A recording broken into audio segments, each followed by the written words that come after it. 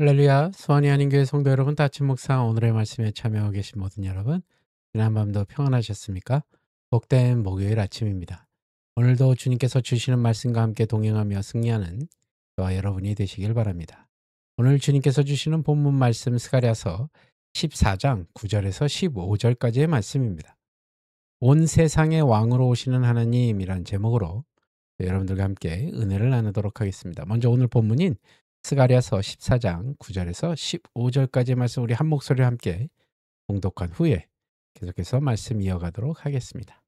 스가랴서 14장 9절에서 15절 말씀. 여호와께서 천하의 왕이 되시리니 그날에는 여호와께서 홀로 한 분이실 것이요 그의 이름이 홀로 하나이실 것이라. 온 땅이 아라바같이 되되 게바에서 예루살렘 남쪽 림몬까지 이를 것이며 예루살렘이 높이 들려 그 본처에 있으리니 베냐민 문에서부터 천문자리와 성모퉁이 문까지 또 하나넬 망대에서부터 왕의 포도주 짜는 곳까지라. 사람이 그 가운데에 살며 다시는 저주가 있지 아니하리니 예루살렘이 평안히 서리로다. 예루살렘을 친 모든 백성에게 여호와께서 내리실 재앙은 이러하니 곧 섰을 때에 그들의 살이 썩으며 그들의 눈동자가 눈구멍 속에서 썩으며 그들의 혀가 입 속에서 썩을 것이요 그날에 여호와께서 그들을 크게 요란하게 하시리니 피차 손으로 붙잡으며 피차 손을 들어 칠 것이며 유다도 예루살렘에서 싸우리니 이때에 사방에 있는 이방 나라들의 보화 곧 금은과 의복이 심히 많이 모여질 것이요 또 말과 노새와 낙타와 나귀와 그 진에 있는 모든 가축에게 미칠 재앙도 그 재앙과 같으리라. 아멘. 예, 사랑하는 여러분, 오늘 본문에서 스가랴 선지자는 마지막 날에 온 세상의 왕으로 임하실 하나님의 주권과 통치를 선포하고 있습니다. 그날은 하나님이 세상을 심판하시고 회복시키시는 날이며 모든 피조물이 하나님의 이름을 높이며 예배하게 될 날입니다. 이 말씀은 단지 미래의 한 시점을 예언하는 것이 아니라 오늘을 살아가는 우리에게 믿음의 방향을 제시해주고 있습니다. 오늘은 우리는 그날을 기다리며 어떤 믿음의 자세로 살아가야 하는지를 한번 함께 묵상해 보도록 하겠습니다. 첫 번째로 우리는 하나님이 온 세상을 다스리시는 유일한 통치자이심을 믿어야 한다는 것입니다. 본문 9절은 이렇게 말하죠. 여호와께서 천하의 왕이 되시리니 그날에는 여호와께서 홀로 한 분이실 것이요 그의 이름이 홀로 하나이실 것이니라. 이 말씀은 신명기 6장의 쉐마, 이스라엘아 들으라, 우리 하나님 여호와는 오직 하나인 여호와시니라 라는 고백을 떠오르게 하는 장면입니다. 이스라엘 백성은 약속의 땅에서 오직 한 분 하나님만을 섬기며 백성으로 부름을 받았습니다. 그러나 오늘 스가랴의 말씀은 그 경계를 넘어서 이제 온 세상을 향해 선포되고 있습니다. 이는 마지막 날에 하나님의 통치가 완전하게 이루어져서 모든 나라와 모든 민족이 하나님을 예배하게 될 것을 보여주고 있습니다. 그날에는 어떤 세상의 권력도 어떤 이름도 어떤 우상도 더 이상 높임받지 못하게 될 것입니다. 오직 하나님만이 참된 왕으로 온 세상의 주로 인정받게 될 것입니다. 사랑하는 여러분, 우리는 지금 세속적 가치가 우선시되고 있고 힘과 이익이 정의를 대신하는 시대를 살아가고 있습니다. 그러나 그 속에서도 하나님은 여전히 왕으로 다스리고 계십니다. 세상의 질서 위에 여전히 계시며 인간의 역사 위에 당신의 뜻을 이루고 계십니다. 예수님께서 다시 오시는 그날 모든 무릎이 그분 앞에 꿇게 될 것입니다. 모든 입술이 예수 그리스도는 주님이십니다라는 고백을 하게 될 것입니다. 그러므로 우리는 지금 이 세상 한가운데서 하나님의 통치를 신뢰하고 그분의 다스림을 드러내는 복음의 통로로 살아야 할 것입니다.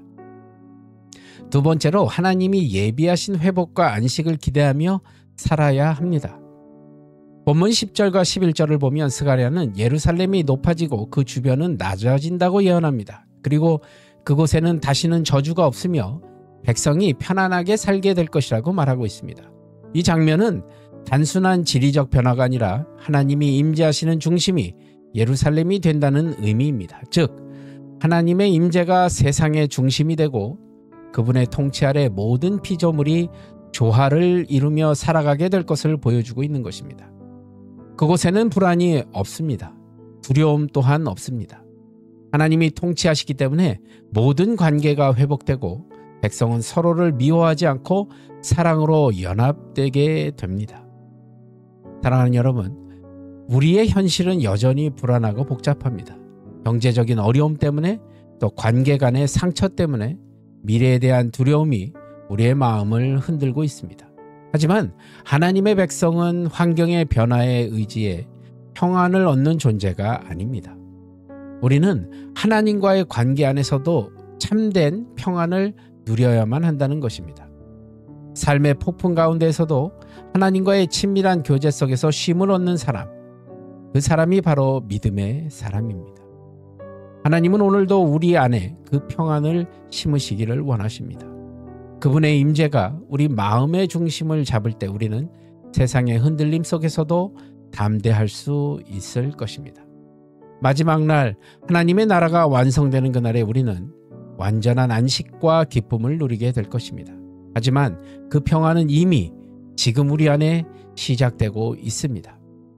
오늘 우리가 하나님과 동행할 때 그 나라의 평화가 우리의 삶 속에 미리 흘러온다는 사실을 잊지 마시기 바랍니다.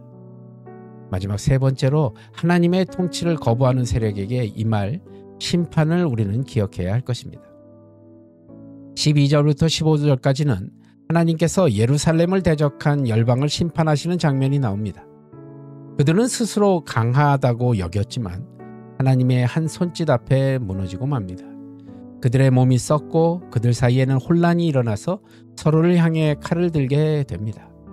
이것은 하나님의 공의가 실현되는 장면을 보여주고 있습니다. 하나님의 심판은 복수가 아니라 그분의 거룩한 질서를 무너뜨린 악에 대한 정당한 결과입니다. 14절에도 유다도 예루살렘에서 싸우리니라고 말하고 있습니다. 이는 하나님의 백성이 하나님의 의로 회복되어 그분의 정의를 세우는 일에 참여하게 됨을 뜻하고 있습니다. 하나님의 공의는 단지 심판으로 끝나지 않고 그분의 백성을 새롭게 세우는 회복의 역사를 동반합니다. 여러분, 이 말씀은 우리에게 두 가지를 가르치죠. 하나는 하나님의 심판이 두렵지만 동시에 공의롭다는 사실입니다. 또 하나는 그 심판의 날에 하나님의 백성은 멸망이 아니라 회복을 경험하게 된다는 것입니다. 우리는 이 소망 안에서 오늘을 살아가야 합니다. 세상의 악이 잠시 번성하는 것처럼 보여도 하나님의 공의는 반드시 이루어집니다. 하나님의 통치가 완성되는 날, 성도의 승리가 확정됩니다. 사랑하는 여러분, 세상은 여전히 어둡습니다. 그러나 우리는 하나님 나라의 백성으로 부름을 받았습니다. 하나님의 통치를 인정하고 그 말씀에 순종하며 세상 속에서 하나님의 정의와 진리를 드러내야 할 것입니다. 불의와 거짓이 가득한 시대에 하나님의 공의와 선하심을 살아내는 사람이 되어야 할 것입니다. 우리의 삶이 곧 하나님의 나라를 보여주는 창이 되기를 바랍니다. 그분의 다스림 아래에서 평안을 누리고 그 평안을 세상에 전하는 통로가 되시길 바랍니다. 오늘도 그날을 바라보며 여호와께서 천하의 왕이 되실 그날을 소망하며 믿음과 순종으로 하루를 걸어가는 저와 여러분이 되시길 우리 주 예수 그리스도의 이름으로 간절히 축원하고 기도드립니다. 기도하시겠습니다.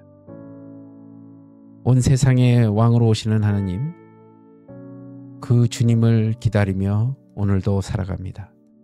주님, 오늘도 삶 가운데 승리 있게 하시고 왕으로 오실 우리 주님을 바라보며 소망하며 나아가는 귀하고 복된 하루가 되게 도와주시옵소서. 모든 것 주님께 감사드리오며 나사렛 예수 그리스도 받들어 간절히 기도드리옵나이다. 아멘. 예, 오늘도 주 안에서 승리하시고요. 저는 또 내일 이 시간 말씀으로 여러분들 찾아뵙도록 하겠습니다. 여러분, 오늘도 주 안에서 평안하십시오. 샬롬.